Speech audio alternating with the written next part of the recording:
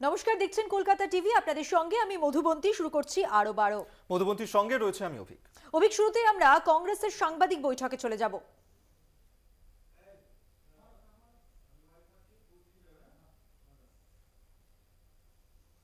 On the other hand, the finances of the principal opposition party, the Indian National Congress, are under a determined assault.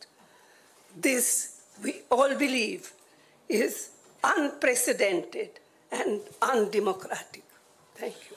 शुक्रिया सोनिया जी। मैं अभी हमारी AICC के कोषाध्यक्ष अजय माकिन जी से गुजारिश करूंगा कि आपको थोड़ा विस्तार से जानकारी दें।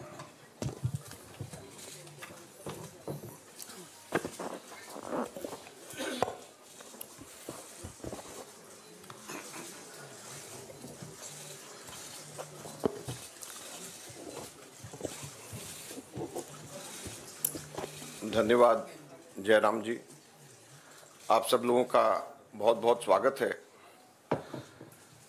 अभी हमारे कांग्रेस अध्यक्ष और पूर्व अध्यक्षा ने आप लोगों को बताया कि लोकतंत्र के ऊपर किस प्रकार का खतरा मंडरा रहा है, किस प्रकार से कांग्रेस पार्टी के बैंक खातों के ऊपर हमला हुआ और ये कोशिश करी जा रही है कि फाइनेंशियली कांग्रेस पार्टी को पंगु बना दिया जाए। ये केवल कांग्रेस पार्टी के खातों पे नरेंद्र मोदी सरकार का हमला नहीं है, बल्कि भारत के लोकतंत्र पे हमला है। अगर प्रमुख विपक्षी पार्टी वित्तीय तौर के ऊपर पूरी तरीके से पंगु हो जाए, कोई कार्य नहीं कर सके, पब्लिसिटी के ऊपर पैसा नहीं खर्च कर सके, कैंपेन के ऊपर पैसा नहीं खर्च कर सके, अपने कैंडिडेट्स को पैसे नहीं दे सके, तो फिर चुनाव किस बात का है। और चुनाव की घोषणा हो चुकी है। पिछले एक महीने से हमारे अपने बैंक अकाउंट्स में पड़े हुए 285 करोड़ रुपए का हम इस्तेमाल नहीं कर पा रहे हैं। हम लोगों को पब्लिसिटी के लिए अखबारों के अंदर स्लॉट्स बुक करने, हम लोगों को पब्लिसिटी के लिए इलेक्ट्रॉनिक मीडिया के अंदर स्लॉट्स बुक करने, हमको सोशल मीडिया के अंदर इस्तेमाल करना है, हमको पोस्टर छपवाने, हमको पैम्फलेट छपवाने। अगर हम लोग वो काम भी नहीं कर सकते तो किस प्रकार से लोकतंत्र जिंदा रहेगा और कैसा लोकतंत्र है ये। मैंने पिछले सप्ताह आप सब लोगों के सम्मुख मोतीलाल वोरा जी के समय 2017-18 के एक केस को लेकर के इनकम टैक्स डिपार्टमेंट ने 2017-18 के बेसिस के ऊपर 7 साल बाद में जाकर के हमारे बैंक के खाते अब जाकर के फ्रीज करे हैं, उसकी जानकारी दी। मैंने कहा कि ये 7 साल पुराने कैसे फ्रीज किए जा सकते हैं और टाइमिंग इसका कैसा है। लेकिन मुझे अभी बहुत दुख के साथ कहना पड़ रहा है कि पिछले हफ्ते ये नोटिस हम लोगों के पास में आया है, इसकी कॉपी आप सब लोगों को मिल गई है, आप सब लोगों के आ गई है, आप जरा देखिए। ये सीताराम केसरी जी के जमाने का नोटिस हमें पिछले हफ्ते आया। आप सोचिए, सीताराम केसरी जी के जमाने का 1994-95 की असेसमेंट ईयर का नोटिस अब हमारे पास में आया और इसको लेकर के भी आगे आने वाले समय के अंदर फिर से बैंक को फ्रीज करने का और डिमांड लगाने की ये कवायद शुरू होगी। तो ये कौन सा लोकतंत्र है। अगर इसी रफ्तार से जाएंगे तो महात्मा गांधी के समय पे जमनालाल बजाज जब ट्रेजरर हुआ करते थे, उस टाइम पे भी कोई चीज निकाल करके अब इस वक्त इस चुनाव से पहले हमारे अकाउंट्स को फ्रीज किया जाएगा। तो ये किस चीज का लोकतंत्र है। 30 साल पुराना, 31 साल पुराना असेसमेंट ईयर का हिसाब निकाल करके हमारे खाते फ्रीज करे जा रहे हैं ताकि हम लोग चुनाव ही ना लड़ पाए। हम लोगों के पास में मुख्यतः 3 बातें हैं कहने की। हर पॉलिटिकल पार्टी इनकम टैक्स से एग्जेम्प्टेड होती है, कभी किसी ने भी पेनल्टी इस तरीके से नहीं दिया, तो कांग्रेस पार्टी को अकेले क्यों चुना जा रहा है। दूसरा, इसकी टाइमिंग देखिए, 2017-18 का मोतीलाल वोरा जी के टाइम का और 1994-95 का सीताराम केसरी जी का समय, और केवल 1 महीना पहले चुनाव के घोषणा होने से पहले यह काम शुरू किया जाता है। और तीसरा, क्वांटम ऑफ पनिशमेंट देखिए कि कितना बड़ा पनिशमेंट। क्या हमारे सिर्फ 0.07% पूरा 199 करोड़ का कैश में हमारे अपने एमपीज ने अपनी तनख्वाह दी। उसकी वजह से 0.07% की अनियमितता की वजह से 106% की पेनल्टी हमारे ऊपर लगाई गई, 106% की। कितना? 0.07% की अनियमितता की वजह से 106% की पेनल्टी हम लोगों के ऊपर लगाई गई है। ये क्वांटम। हम लोगों ने मात्र 30 दिन लेट हम लोगों ने अपने अकाउंट सबमिट करे। ये इनकम टैक्स एक्ट मेरे पास में है, इसका सेक्शन 234F ये कहता है कि सिर्फ 10,000 रुपए की मैक्सिमम पेनल्टी ली जा सकती है अगर कोई व्यक्ति लेट अपना, कोई भी ऑर्गेनाइजेशन या व्यक्ति कोई भी लेट अपना इनकम टैक्स सबमिट करे, केवल 10,000 रुपए। और हमारे ऊपर 210 करोड़ रुपए का 210.25 करोड़ का 210.25 करोड़ का लियन मार्क कर दिया गया। 10,000 की सिर्फ पेनल्टी, सिर्फ 0.07% का हमारा टोटल अकाउंट में से कैश के अंदर लिया गया। ये कहां का न्याय? 115 करोड़ रुपए फोर्सफुली हमारे बैंक अकाउंट से इनकम टैक्स ऑफिसर्स ने बैंक मैनेजर्स के पास में जाकर के सरकार को ट्रांसफर करा दिया गया। वो अब हमारे पास में नहीं है। 115 करोड़ रुपया बैंक मैनेजर्स को जाकर के एक तरीके से डरा करके, धमका करके इनकम टैक्स ऑफिसर्स ने हमारे अकाउंट से इनकम टैक्स डिपार्टमेंट और सरकार को वापस ट्रांसफर करा दिया। मैंने बताया जैसे पिछले 5 हफ्ते से 1 महीने से भी ज्यादा हम अपने पैसे जो हमारे वर्कर्स ने इकट्ठे करे हैं वो हम उसका इस्तेमाल नहीं कर पा रहे हैं। ये कहां की डेमोक्रेसी है? ये कहां का लोकतंत्र रह गया? तो इसलिए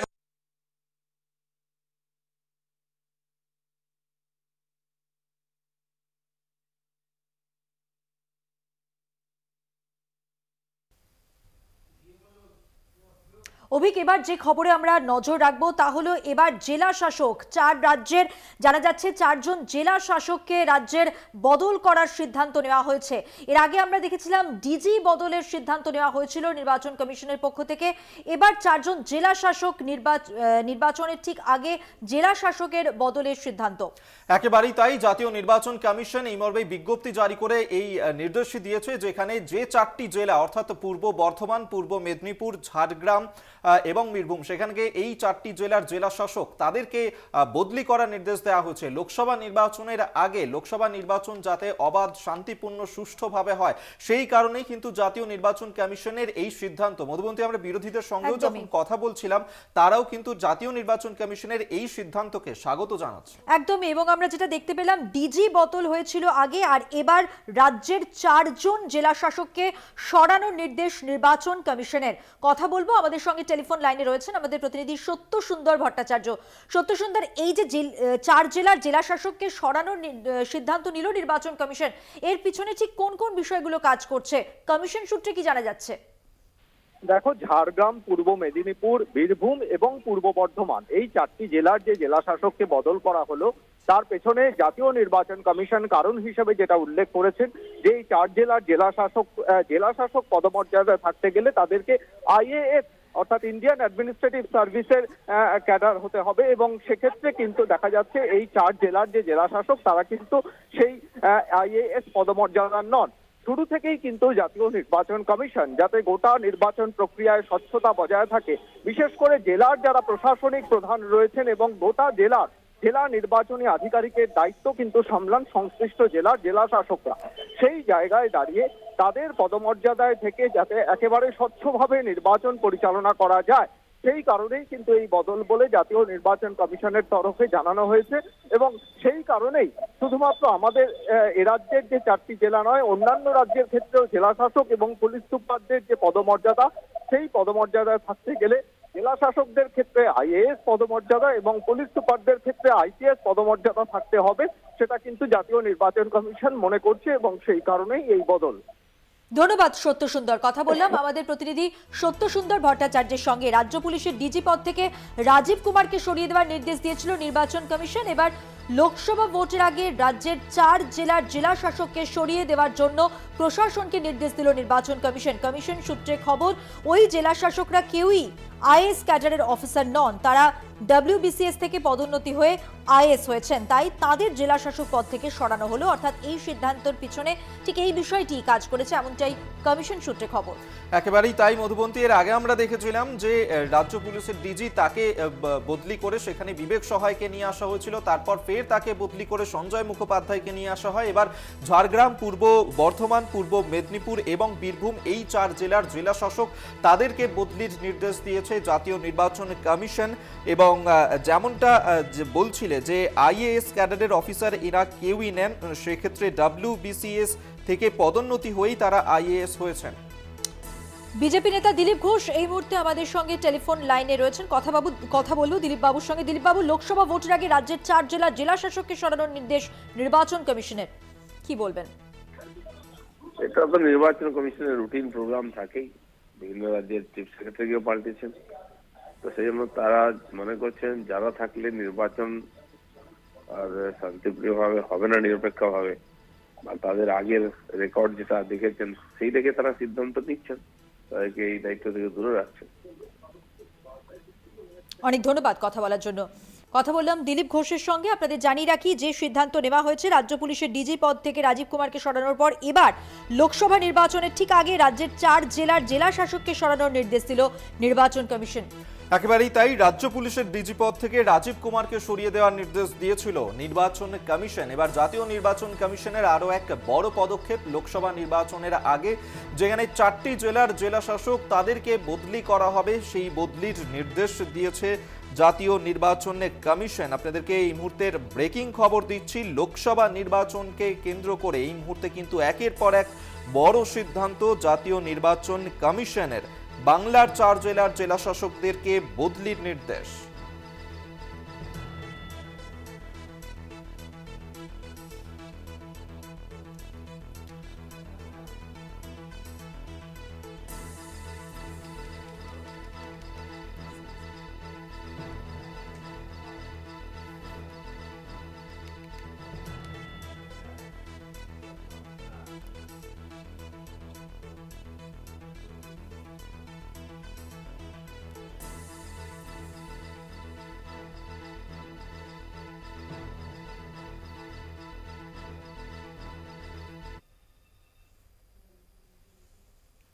আর এবার যে খবরে নজর রাখবো, অধীরগড়ে তৃণমূল প্রার্থী ইউসুফ পাঠান অধীর অপেক্ষায় জেলা তৃণমূল। অবশেষে আজ বহরমপুরে হাজির হচ্ছেন ভারতীয় ক্রিকেটার ইউসুফ পাঠান। বেলা 12:30 নাগাদ বহরমপুরে ঢুকবেন ইউসুফ পাঠান, এমনটাই খবর তৃণমূল সূত্রে।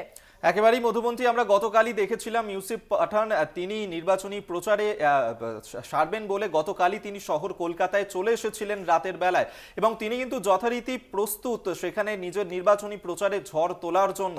এবং অধীর রঞ্জন বহরমপুর, সেখানেই এবারে প্রার্থী করা হয়েছে তৃণমূলের প্রার্থী হিসেবে ইউসুফ পাঠানকে, যিনি ক্রিকেটের ময়দান তো এতদিন দাপিয়ে বেরিয়েছেনই এবং রাজনীতির ময়দানে এবার তাকে দেখা যাবে। আজ তিনি প্রচারে ব্যস্ত।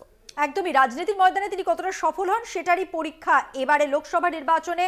আমরা জানি তৃণমূল 42টি আসনেই 42 জন প্রার্থীর ঘোষণা করেছে এবং তার মধ্যে ইউসুফ পাঠান, যিনি অধীরগড় থেকে টিকিট পেয়েছেন এবং আজ তার প্রচার শুরু। যথেষ্টই প্রস্তুত তিনি যেমন জানিয়েছেন। পাশাপাশি এই প্রস্তুতির ছবি আপনাদের সামনে তুলে ধরছি। মঞ্চ একেবারে রেডি রয়েছে, আপনারা দেখতে পাচ্ছেন ইউসুফ পাঠান তার অপেক্ষায়, এবং তিনি কি বার্তা দেন আজকে নির্বাচনী প্রচার ঠিক কিভাবে শুরু করেন সেই দিকেই তাকিয়ে। একেবারেই তাই, এবং আমরা এই নিয়েই সরাসরি কথা বলবো। আমাদের সঙ্গে এই মুহূর্তে রয়েছেন প্রতিনিধি কল্যাণ চন্দ্র। কল্যাণ, আজ ইউসুফ পাঠান তিনি তার নির্বাচনী প্রচার সারবেন, গতকালই তিনি চলে এসেছেন, এবং আজকে কতক্ষণের মধ্যে এই প্রচার শুরু হবে এবং এই মুহূর্তে প্রস্তুতির ছবিটা কি ধরা পড়ছে? দেখো অভিক, এই অধীরগড়ে, যেটা অধীরগড় বলা হয়, সেই অধীরগড়ে অধীর অপেক্ষায় মুর্শিদাবাদের তৃণমূল। এবং আমরা যেখানে দাঁড়িয়ে রয়েছি সেটা হচ্ছে বহরমপুর রেল স্টেশন সংলগ্ন একটি হোটেল। এই হোটেলেই প্রথমে উঠবেন ইউসুফ পাঠান এবং তাকে স্বাগত জানানোর জন্য ইতিমধ্যেই নওদা থেকে নওদার বিধায়ক শাহিনা মমতাজ খান, সঞ্জয় হালদার সহ বিভিন্ন এবং জেলা পরিষদের সদস্য তারাও দাঁড়িয়ে রয়েছেন এখানে। আমরা একটু জানার চেষ্টা করব। তবে বিষয় যেটা বলে রাখি, বহরমপুরে আজকে ইউসুফ পাঠান যেখানে আসবেন সেটা হচ্ছে বহরমপুর দলীয় কার্যালয়। সেখানে এমএলএদের এবং স্থানীয় নেতৃত্বের সঙ্গে তার পরিচয় হবে। এরপরেই বহরমপুর টেক্সটাইল মোড়ে একটি সভা হবে, সেই সভায় ইউসুফ পাঠান সেখানে প্রচার করবেন। আমরা একটু জানার চেষ্টা করব কতটা উদ্গ্রীব এবং কতটা প্রস্তুত জেলা তৃণমূল। আমরা একটু বিধায়কের কাছে যাব। বলছি, এই যে আপনি দাঁড়িয়ে রয়েছেন হোটেলে, কখন আসবে জানতে পারছেন ইউসুফ পাঠান? আমরা জানতে পেরেছি রাত্রেবেলায় 12টা সাড়ে 12টার মধ্যে উনি ঢুকে যাবেন কিছুক্ষণের মধ্যে। আপনারা সম্বর্ধনা দেওয়ার জন্য কি আমরা দাঁড়িয়ে আছেন? হ্যাঁ। আচ্ছা, কিরকম ভাবে প্রস্তুত আপনারা? জেলা তৃণমূল কিরকম ভাবে প্রস্তুত? আমরা সবাই প্রচণ্ডভাবে প্রস্তুত, কারণ আমরা জানি আমরাই জিতবো। অধীর গড়ে ভাঙন ধরে গেছে এবং আমরা অধীরকে এবার যেভাবে হোক আমরা ভাঙন ধরাবো। লড়াইটা মূলত কার সঙ্গে হবে? বিজেপির সঙ্গে তৃণমূলের, না কংগ্রেসের সঙ্গে তৃণমূল? না, বিজেপির সঙ্গে হবে না, কংগ্রেসের সঙ্গে তৃণমূল হবে। তো ইউসুফ পাঠান আজকে আসছেন, এখানে হোটেলে উঠছেন, গোটা দিনের প্রোগ্রাম। আপনাদের মধ্যে, আপনারা বিধায়ক হলেও আপনাদের কর্মী সমর্থকদের মধ্যে কেমন উন্মাদনা? প্রচণ্ড উন্মাদনা, কারণ ইউসুফ পাঠানকে নিয়ে প্রত্যেকের একটা আলাদা আনন্দের ব্যাপারটা আছে। উনি খেলার ব্যাপারে আরো বেশি এখনকার ইয়াং জেনারেশনরা ওরা এত অধীর আগ্রহীত একটা বিষয় ওনাকে দেখার জন্য তৃণমূল প্রার্থী ইউসুফ পাঠানের লড়াইটা কতটা কঠিন হতে চলেছে, কি মনে করছে দল? বেরন উনি যদি প্রচার করতে শুরু করেন তাহলে আমাদের তো নিজেদেরই ফুরসত থাকবে না যে আমরা কখন চান করবো, কখন খাবো। গোটা দিনই তাহলে বহরমপুরে আজকে প্রোগ্রাম? আজকে সারাদিনই প্রোগ্রাম। আপনার নওদা তো বহরমপুর থেকে অনেক দূর, সেখানে উনি গিয়ে প্রচার করবেন? নিশ্চয়ই যাবেন। আচ্ছা, নিশ্চয়ই যাবেন। তো এই যে ধরুন উন্মাদনা, প্রচুর লোকজন ইতিমধ্যেই চলে এসেছেন ইউসুফ পাঠান আসবে বলে, তো এই উন্মাদনাকে একটা বাড়তি সমর্থন বলে মনে করছেন? নিশ্চয়ই, কারণ আমরা তৃণমূল করি, তৃণমূলটাকে প্রত্যেকে এই প্রচারটা আমরা আরো বেশি করতে চাই, কারণ উনি যেহেতু খেলোয়াড়, ওনাকে নিয়ে আরো আমাদের বেশি আগ্রহ। এখনকার ইয়াং জেনারেশন ক্রিকেট খেলার উপরে প্রচন্ড উদ্যোগী, অতএব আমাদের দিদি মমতা ব্যানার্জি যেহেতু সিলেকশন করেছেন, আমাদের সবারই সমর্থন আছে এবং সবাইকে ভীষণ ভালো লাগছে যে আমরা একটা ভালো প্রার্থী পেয়েছি। বলছি, আপনিও তো দীর্ঘদিনের নওদার জেলা পরিষদের সদস্য, ইউসুফ পাঠান আপনাদের এখানে প্রার্থী, কি বলবেন? কেমন উন্মাদনা আপনাদের, কেমন প্রস্তুতি?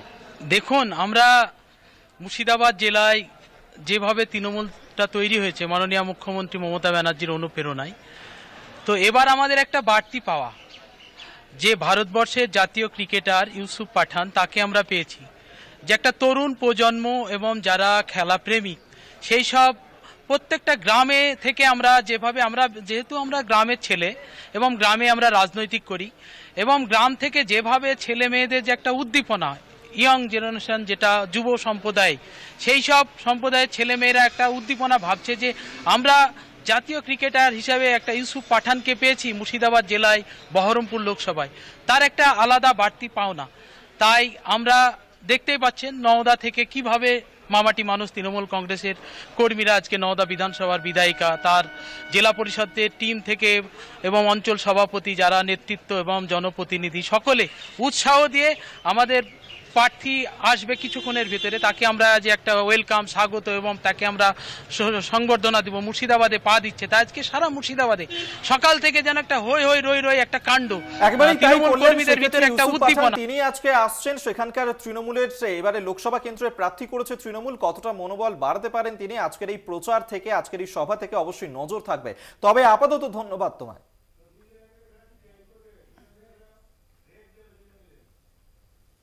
অভিক, এখন সময় হয়ে গেছে একটা ছোট্ট বিরতি নেওয়ার। বিরতির পর আবারও ফিরছি, সঙ্গে থাকুন। ফিরে এলাম বিরতির পর। এবার যে খবরে নজর রাখবো, সন্দেশখালীর বেড় মজুর, সেখানে 100 দিনের জব কার্ডের টাকা না পাওয়ায় বিক্ষোভ, এবং সেই বিক্ষোভ বেশ চরমে উঠেছে। এবং যেটা জানা যাচ্ছে, 100 দিনের জব কার্ডের টাকা না পাওয়ায় বিক্ষোভ দেখানো হচ্ছে।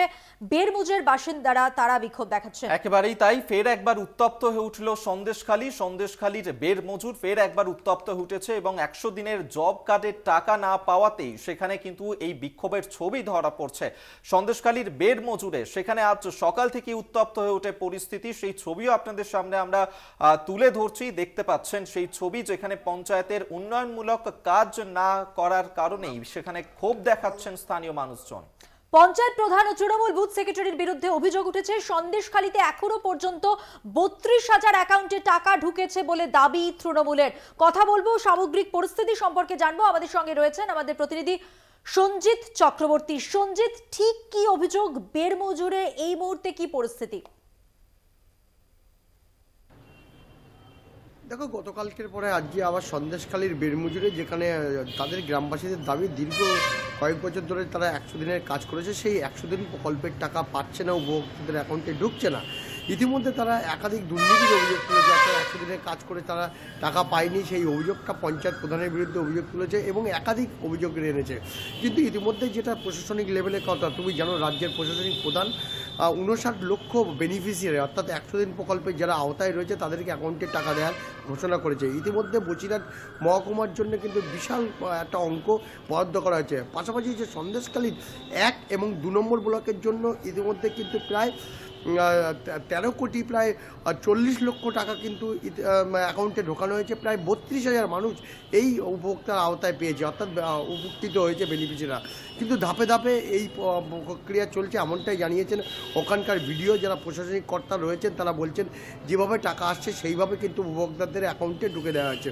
যেহেতু গত 2 বছর আগে কিন্তু 100 দিন প্রকল্পের কাজ করেছিল, তারপর থেকে কোনো কাজ বন্ধ রাজ্যে, এবং তুমি জানো একাধিক বঞ্চনা নিয়ে কেন্দ্রের বিরুদ্ধে অভিযোগ তুলেছে। বিশেষ করে 100 দিন প্রকল্পের টাকা পাচ্ছে না বলে 100 দিনের টাকা আটকে রেখেছে কেন্দ্রীয় সরকার, সেটা নিয়ে বারে আন্দোলন কর্মসূচি হয়েছে। এই নিয়ে কিন্তু সকাল থেকে আজকে বেরমুজুরের বিভিন্ন জায়গায় দেখা গেছে অঞ্চলে অস্থায়ী ক্যাম্প সেখানে টায়ার জ্বালিয়ে তারা 100 দিন প্রকল্পের টাকা একদিকে পায়নি, অন্যদিকে দুর্নীতির অভিযোগ তুলেছে, অর্থাৎ 100 দিন প্রকল্পের টাকা তারা পাননি। কিন্তু যেটা তৃণমূল নেতৃত্ব দাবি করেছে যে ধাপে ধাপে তাদের নিজস্ব অ্যাকাউন্ট নম্বরে ঢুকে যাচ্ছে এবং এই অ্যাকাউন্টের টাকা তারা মেসেজ পাচ্ছে, যেটুকু এটা প্রসেসিং ব্যাপার, অর্থাৎ দীর্ঘমেয়াদী পরিকল্পনা, যার কারণে যে পরিমাণ টাকা আছে সেই পরিমাণে কিন্তু দেওয়া হচ্ছে। ইতিমধ্যে সন্দেশখালী 1 এবং 2 নম্বর ব্লকে কিন্তু প্রচুর মানুষ, অর্থাৎ প্রচুর যে দ্বীপ অঞ্চল রয়েছে, বিশেষ করে যেখানে 100 দিন প্রকল্পের কাজ করেছে বহু মানুষ, সেই মানুষের অ্যাকাউন্টে কিন্তু টাকা ঢুকতে শুরু করেছে। টাকা ইতিমধ্যে যেটা জানিয়েছে ওখানকার ভিডিও, বিশেষ করে অরুণ কুমার সামন্ত, পারিজাত রায়, তারা জানিয়েছেন যে প্রায় 32,000 বেনিফিশিয়ারি ইতিমধ্যে সেই অ্যাকাউন্টে টাকা ঢুকে গেছে। 13 কোটি 40 লক্ষ টাকা তাদের অ্যাকাউন্টে ঢুকে গেছে। আর বাকি যেটা আছে সেটা ধাপে ধাপে ডিম্যান্ড যেভাবে জমা পড়েছে, অর্থাৎ যেভাবে প্রপোজাল জমা পড়েছে, যেভাবে কাজের সূত্রভাবে যেভাবে মেসেজ জমা পড়েছে, সেই ডিম্যান্ডের ভিত্তিতে কিন্তু ধাপে ধাপে সেই টাকা ঢোকানো হবে। কিন্তু প্রশ্ন হচ্ছে তাদের দাবি যে বেরমুজুর অঞ্চলের মানুষের যে দীর্ঘদিন তারা 100 দিনের কাজ করার পরেও সেই প্রকল্পের টাকা একদিকে পাননি, অন্যদিকে প্রধানসহ একাধিক নেতার বিরুদ্ধে কিন্তু সেই টাকা আত্মসাৎ করার অভিযোগ, অর্থাৎ সেই অ্যাকাউন্টের থেকে টাকা তুলে নেওয়ার অভিযোগ। এই অভিযোগটা এনে সকাল থেকে সন্দেশখালী নতুন করে উত্তপ্ত হয়েছে বেরমুজুর অঞ্চল, যেখানে অর্থাৎ তেভাঙা আন্দোলন তৈরি হয়েছিল এই বেরমুজুর অঞ্চলে। সেখানেই কিন্তু গ্রামবাসীরা তাদের প্রত্যেকের হাতে প্লাকার্ড ফেস্টুন নিয়ে বেরমুজুর যে গ্রাম পঞ্চায়েত রয়েছে সেই পঞ্চায়েতের পাশে যে অস্থায়ী ক্যাম্প করা হয়েছে, যেখানে সেখানেই কিন্তু তারা বিক্ষোভ দেখাতে শুরু করেছে টায়ার জ্বালিয়ে। একদমই, তুমি নজর রাখো। আপাতত ধন্যবাদ তোমাকে। কথা বললাম আমাদের প্রতিনিধি সঞ্জিত চক্রবর্তীর সঙ্গে।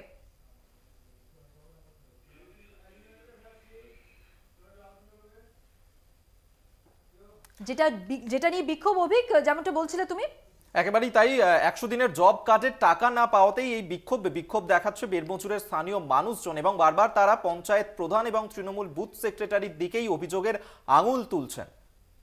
এবং আমরা শুনে নেব তৃণমূলের পক্ষ থেকে কি বলা হচ্ছে, পাশাপাশি ঠিক কি অভিযোগ স্থানীয় বাসিন্দারা যারা তারা কি বলছেন তাদের মুখ থেকে শুনবো। কাজ করেছি, জব কার্ডের কাজের পয়সাটা আমরা পাইনি, একটা পয়সা পাইনি। 50 দিন কাজ করেছি, 50 দিনের কাজের পয়সা পাইনি। সুপারভাইজারকে বললে সুপারভাইজার বলে টাকা মারে না, সরকারিভাবে মারে না, আমরা দিতে পারছি না। আমরা প্রধানের কাছে যাই, প্রধানের কাছে বলি যে বাবু আমরা কাজ করেছি, আমাদের পয়সাটা দেন। বাবু আমাদেরকে বলে যে সুপারভাইজারের কোলে কাজ করেছি, সেই সুপারভাইজারকে ধরে বেঁধে পয়সা আদায় করে নিয়ে। আর আমরা আয়লার দুর্গত এলাকার মানুষ, আয়লার পর থেকে 3-4 বার আমার ঘর ভেঙে গেছে। আমি এখনো পর্যন্ত সরকারি ঘরের কোনো সুযোগ সুবিধা আমি পাইনি। যে কেন্দ্রীয় সরকার আমাদের 100 দিনের কাজের শ্রমিকদের বঞ্চিত করেছে, তা সত্ত্বেও আমাদের মানবিক মুখ্যমন্ত্রী 59 লক্ষ শ্রমজীবী মানুষের টাকা ব্যাংকে সরাসরি উপভোক্তাদের অ্যাকাউন্টে ঢুকিয়ে দেওয়া হচ্ছে, এবং 100 দিনের কাজের সঙ্গে যে বঞ্চনা করা হচ্ছে সেটা বাংলার মানুষ জানেন। 100 দিনের কাজের টাকা, আবাস যোজনা সহ বিভিন্ন প্রকল্পের টাকা থেকে কেন্দ্রীয় সরকার আমাদের প্রাপ্য জিনিস, প্রাপ্য আদায় থেকে আমাদের বঞ্চিত করা হচ্ছে। তা সত্ত্বেও শুধুমাত্র সন্দেশখালী না, সারা পশ্চিমবঙ্গের প্রত্যেকটা ব্লকেই উপভোক্তারা কিন্তু ইতিমধ্যে তাদের অ্যাকাউন্টে টাকা পাওয়া শুরু হয়ে গেছে। আরো বারতির সময় হয়ে গেছে, আরো একটা বিরতি নেওয়ার। ফিরছি বিরতির পর, সঙ্গে থাকুন। ফিরে এলাম বিরতির পর। আজ প্রথম দফার নির্বাচনের জন্য প্রার্থী ঘোষণা। আইএসএফ এর। বামেদের সঙ্গে এখনো জোট সমঝোতা করতে পারেনি আইএসএফ। রাজ্য জুড়ে 20টি আসনে লড়তে চায় নওশাদ সিদ্দিকীর দল। একেবারেই তাই, এবং সেই জোট সমঝোতা নিয়ে কিন্তু এখনো পর্যন্ত প্রশ্ন চিহ্ন থেকে যাচ্ছে, কারণ আইএসএফ তারা প্রথম থেকেই বলেছিল তারা 20টা আসনে তারা লড়তে চায়। সেই ক্ষেত্রে আজকে তারা তাদের যে প্রার্থী তালিকা তা ঘোষণা করতে পারে। অবশ্যই সেই প্রার্থী তালিকায় কি কি চমক থাকবে আইএসএফ এর তরফে, অবশ্যই সেদিকে তো নজর থাকবে। এবং এই যে 20 আসন, সেই 20টি আসনের ক্ষেত্রে কোন কোন জায়গায় আইএসএফ এর লড়বে সেদিকে বিশেষভাবে আমাদের নজর থাকবে। ডায়মন্ড হারবারের দিকে বিশেষভাবে নজর থাকবে, ভাঙড়ের দিকেও প্রথম দফার নির্বাচনের জন্য প্রার্থী ঘোষণা। আমরা এই নিয়ে কথা বলবো। প্রতিনিধি দুর্গা দাস বন্দ্যোপাধ্যায় আমাদের সঙ্গে টেলিফোনে রয়েছেন। প্রতিনিধি দুর্গা, আইএসএফ এর তরফ থেকে আজকে প্রথমবার এই প্রার্থী তালিকা প্রকাশ করা হতে পারে, কি কি চমক থাকতে পারে আইএসএফ এর এই প্রার্থী তালিকায়? দেখো, আজকে আইএসএফ এর রাজ্য কমিটির পক্ষ থেকে কার্যকরী সভাপতি শামসুর আলী মল্লিক তিনি বিকেল 4:30টার সময় ফুরফুরা শরীফের আইএসএফ এর যে কার্যালয় রয়েছে এবং সেখান থেকেই তিনি প্রার্থী তালিকা ঘোষণা করবেন বলে ইতিমধ্যেই জানিয়েছেন। এবং আজ এই যে প্রার্থী তালিকা ঘোষণা হতে চলেছে রাজ্য নেতৃত্বের পক্ষ থেকে, সেখানে একটা বিষয় কিন্তু প্রকাশ হবে যে বামেদের সঙ্গে জোট সমঝোতা এখনো পর্যন্ত কিন্তু পুরোপুরি ভাবে করে উঠতে পারেনি আইএসএফ, তার একটা রিফ্লেকশন তো থাকবেই। বিগত দিনে 20টি আসনে যে আইএসএফ এর পক্ষ থেকে লড়তে যাওয়া হয়েছিল এবং বামফ্রন্টের কাছ থেকে বলা হয়েছিল যে 20টি আসন তাদেরকে ছেড়ে দিতে, তাদের কিন্তু বামফ্রন্ট রাজি না হওয়ায় তারা দফায় দফায় কিন্তু আলোচনার মাধ্যমে বেশ কিছু সিট কমিয়েও দিয়েছিলেন। কিন্তু তারপরে এখনো পর্যন্ত বিষয়টা পাকাপোক্ত হয়নি, বা এক প্রকার বলা যেতে পারে যে বামফ্রন্টের পক্ষ থেকেও তাদেরকে কোনো সবুজ সংকেত দেওয়া হয়নি। ফলে তারা আজকে যে কটি আসনে প্রার্থী ঘোষণা করবে সেখানে যদি বাম প্রার্থীরা প্রার্থী দেয়ও, তাতেও কিন্তু আইএসএফ ত্রিমুখী বা চতুর্মুখী লড়াইয়ের মধ্যেই নামবে, এটা কিন্তু স্পষ্ট করে বলে দেওয়া হয়েছে। যদিও এখনো পর্যন্ত আইএসএফ এর শীর্ষ নেতৃবৃন্দ কে কোথা থেকে দাঁড়াবে এই বিষয়টিকে স্পষ্ট করা হয়নি, এবং নওশাদ সিদ্দিকী কি আদৌ ডায়মন্ড হারবার কেন্দ্র থেকে দাঁড়াবেন কিনা সেটাও কিন্তু স্পষ্ট করা হবে আজ বিকেল 4:30 প্রেস মিটের মাধ্যমে।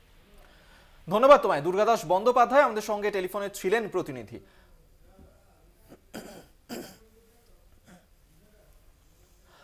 আপনাদেরকে আরেকবার জানিয়ে রাখি, আজ প্রথম দফার নির্বাচনের জন্য প্রার্থী ঘোষণা আইএসএফ এর। বিকেল বেলায় সাংবাদিক বৈঠক করে প্রার্থী তালিকা প্রকাশ।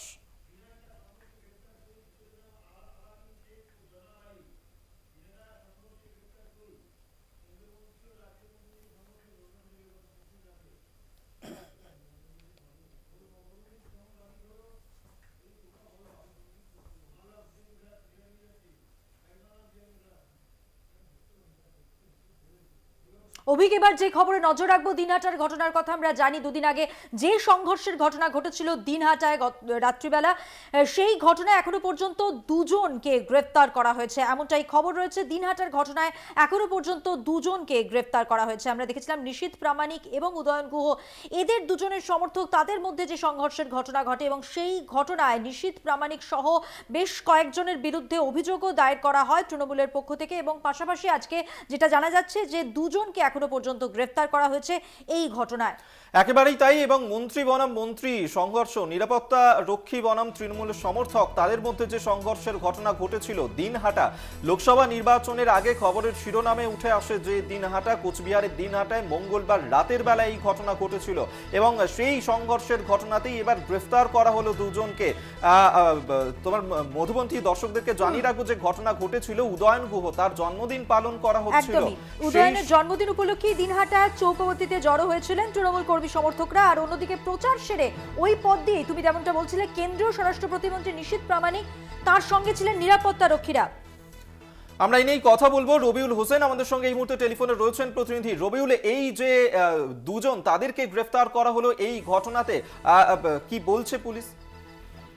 দেখো, গত 19শে মার্চ দিনহাটায় যে কেন্দ্রীয় মন্ত্রী এবং রাজ্যের মন্ত্রীর মধ্যে যে সংঘর্ষ হয়েছিল তার কর্মী সমর্থকদের মধ্যে এবং নিরাপত্তা রক্ষীদের মধ্যে, এবং সেই সংঘর্ষে বিজেপির দাবি তাদের একাধিক জন আহত হয়েছে, তৃণমূলের আহত হয়েছে, এবং একই সাথে সেই সংঘর্ষের মধ্যে পরে আহত হয়েছিল দিনহাটা মহকুমা পুলিশ আধিকারিক ধীমান মিত্র। আর তারপরেই সেদিনেই সেই রাতেই দিনাটা থানা পুলিশের পক্ষ থেকে একটি স্বপ্রণোদিত মামলা করা হয় এবং তার রবিউল, এই যে দুজনকে গ্রেফতার করা হলো, এরা কি বিজেপি কর্মী? তারা কোন দলের কর্মী এখন পর্যন্ত বিজেপি তৃণমূল কেউ নিজেদের দলের কর্মী বলে সত্যতা স্বীকার করেনি, এমনকি পুলিশের সূত্র তেমন কিছু জানা হয়নি। শুধুমাত্র পুলিশ সূত্রে জানা গেছে যে দুজন কর্মীকে গ্রেফতার করা হয়েছে, তার মধ্যে আলামিন শেখ তাকে গ্রেফতার করা হয়েছে পুলিশের দায়ের করা মামলার ভিত্তিতে, এবং জনাব আলী যাকে গ্রেফতার করা হয়েছে তাকে গ্রেফতার করা হয়েছে তৃণমূল কংগ্রেসের যে মামলা দায়ের করা হয়েছিল সেই মামলার ভিত্তিতে। আজকে তাদেরকে আদালতে তোলা হবে এবং আদালতে তোলার পর এখন দেখার পুলিশ কতদিন তাদেরকে নিজেদের রিমান্ডে চায় নাকি আদালতে জেলে হেফাজত দেয়, সেটাই এখন দেখার। রবিউল, রাজনৈতিক পরিচয় জানা যায়নি এই দুজনের, সে তো জানা গেল, কিন্তু এদের সম্পর্কে কি কি তথ্য উঠে আসছে বা কোন কোন তথ্যের ভিত্তিতে এদের দুজনকে পার্টিকুলারলি গ্রেফতার করলো পুলিশ, কি বলছে? দেখো, পুলিশ কোন সূত্র ধরে কিসের ভিত্তিতে এদেরকে গ্রেফতার করলো সেটা একদিকে যেমন জানা যায়নি, অপরদিকে যে পুলিশের তরফ থেকে যে মামলা দায়ের করা হয়েছে, যে অর্থাৎ যে স্বপরিচিত মামলা দায়ের করা হয়েছে, আমরা পুলিশ সূত্রে যতটুকু জানতে পেরেছি সেই মামলায় কিন্তু পুলিশ স্পেসিফিক কারো নাম দেয়নি, একেবারে পুলিশ দুষ্কৃতীদের কথা উল্লেখ করেই কিন্তু সেই মামলা দায়ের করেছে, অর্থাৎ কোনো স্পেসিফিক মামলা কোনো ব্যক্তির নামে কিন্তু সেই মামলা করা হয়নি।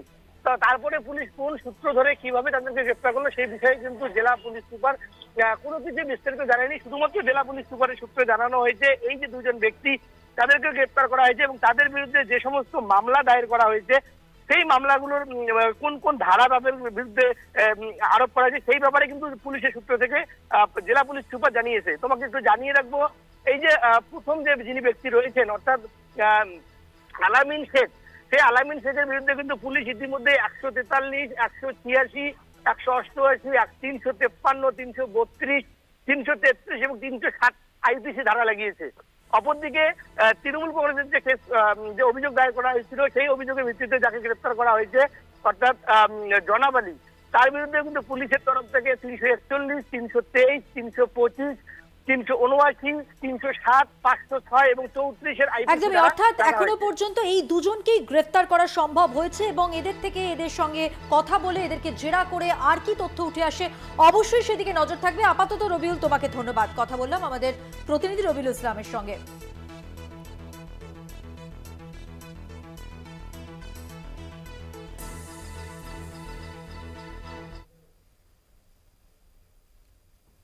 এখন সময় হয়ে গেছে আরো একটা বিরতি নেওয়ার। ফিরছি বিরতির পর, সঙ্গে থাকুন।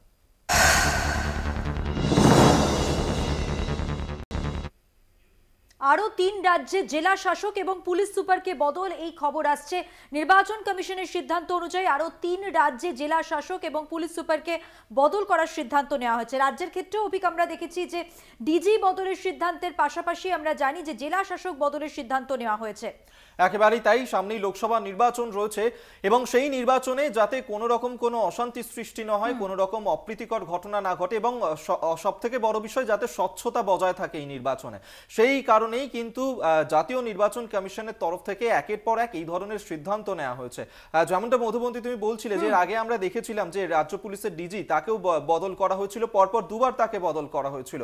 এবার জেলা শাসক পুলিশ সুপার বদল ঘটছে এবং গোটা দেশ জুড়েই কিন্তু এই বদল আমরা দেখতে পাচ্ছি জাতীয় নির্বাচন কমিশন করছে। একদম, এই বদলের প্রক্রিয়া কেন হচ্ছে? নির্বাচন কমিশন সূত্রে যেটা জানা যাচ্ছে যে নির্বাচনকে সুষ্ঠু এবং অবাধ এবং শান্তিপূর্ণ করার জন্যই কিন্তু এই যে প্রক্রিয়ার মাধ্যমে বদল যেটা আমরা বলছি বারবার এই সিদ্ধান্ত নির্বাচন কমিশনের। সেক্ষেত্রে আপনাদের জানিয়ে রাখি এই রাজ্যের ক্ষেত্রে ডিজি বদলের সিদ্ধান্ত আমরা দেখেছি, পাশাপাশি রাজ্যের জেলা শাসক 4 জন জেলা শাসককে এখনো পর্যন্ত বদলের সিদ্ধান্ত নেওয়া হয়েছে। পাশাপাশি 3টি রাজ্যের যেটা জানা যাচ্ছে জেলা শাসক এবং পুলিশ সুপার বদলের সিদ্ধান্ত নিয়েছে নির্বাচন কমিশন। আরো বিস্তারিত তথ্য জানাবেন আমাদের প্রতিনিধি সত্য সুন্দর ভট্টাচার্য, টেলিফোন লাইনে রয়েছেন। সত্য সুন্দর, 4 রাজ্যে জেলা শাসক এবং পুলিশ সুপারদের বদলের জন্য নির্দেশ জারি করেছে জাতীয় নির্বাচন কমিশন। তার মধ্যে আমাদের রাজ্যের 4টি জেলার জেলা শাসক বদলের নির্দেশ দেওয়া হয়েছে।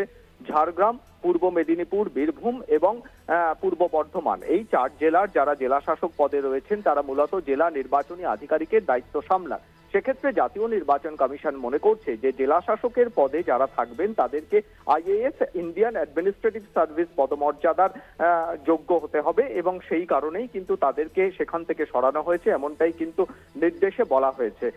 এবং তার পাশাপাশি রাজ্যকে এমনটাও নির্দেশ দেওয়া হয়েছে যদি দেখা যায় যে অন্যান্য জেলা শাসকদের ক্ষেত্রে কেউ এই নির্দিষ্ট পদমর্যাদার অর্থাৎ জেলা শাসকদের ক্ষেত্রে আইএএস পদমর্যাদার এবং পুলিশ সুপারদের ক্ষেত্রে আইপিএস অর্থাৎ ইন্ডিয়ান পুলিশ সার্ভিস পদমর্যাদার না হন তাদেরকে কিন্তু দ্রুত সরিয়ে ফেলতে হবে এবং সেই সরিয়ে ফেলা সংক্রান্ত যে তাদের যে তথ্য সেই তথ্য কিন্তু জাতীয় নির্বাচন কমিশনকে রাজ্যের তরফে জানাতে হবে, এমনটাই নির্দেশ জাতীয় নির্বাচন কমিশনের।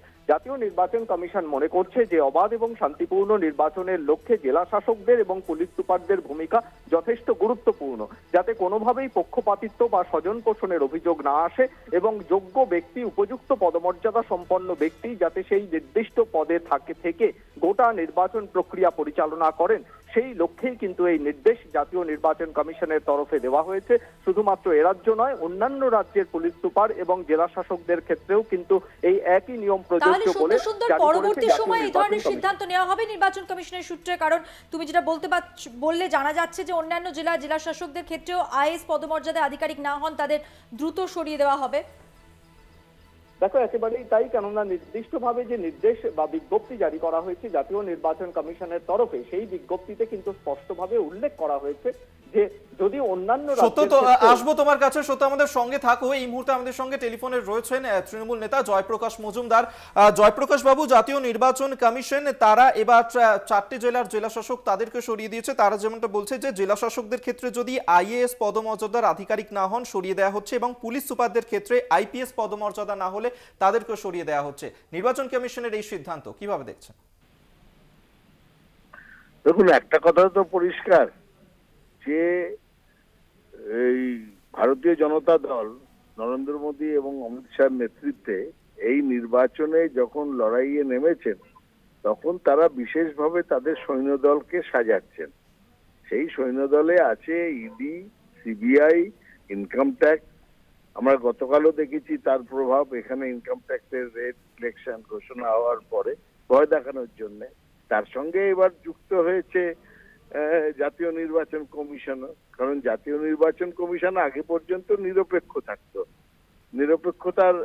নিরপেক্ষতাই ছিল তাদের প্রধান ক্যারেক্টারিস্টিক্স বা প্রপার্টি, কিন্তু এখন তো নির্বাচন কমিশনার নিযুক্ত করছেন দুজন মিলে, নরেন্দ্র মোদী এবং অমিত শাহ। সুতরাং নিরপেক্ষতার প্রশ্ন ওঠে না, নিজেদের কাছের লোককে নির্বাচন কমিশনার নিয়োগ করছেন আর তাদেরকে দিয়ে তারা সৈন্যদলে তাদের অন্তর্ভুক্ত করে নিয়েছেন নিজেদের সৈন্যদলে। তার সঙ্গে সিআরপিএফও আছে, আধা সামরিক বাহিনী।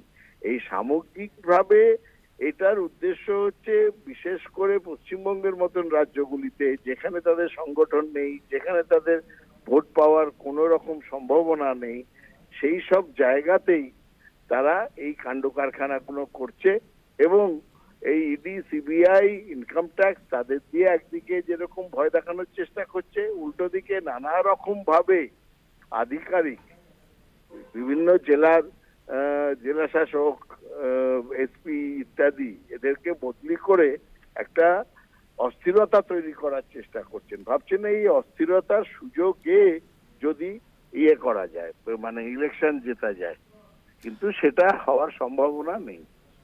ধন্যবাদ আপনাকে। তৃণমূল নেতা জয়প্রকাশ মজুমদার আমাদের সঙ্গে টেলিফোনে ছিলেন। 4 জেলার জেলাশাসককে সরালো নির্বাচন কমিশন। রাজ্যের অন্যান্য জেলা শাসকদের ক্ষেত্রেও যদি আইএএস পদমর্যাদা আধিকারিক না হন তাদের দ্রুত সরিয়ে দেওয়ার নির্দেশ দেওয়া হয়েছে নির্বাচন কমিশনের পক্ষ থেকে। জেলার পুলিশ সুপারদের ক্ষেত্রেও আইপিএস পদমর্যাদার আধিকারিক না হলে তাদের নির্বাচন পরিচালনার কাজে যুক্ত রাখা যাবে না, এমনটাই সিদ্ধান্ত নির্বাচন কমিশনের।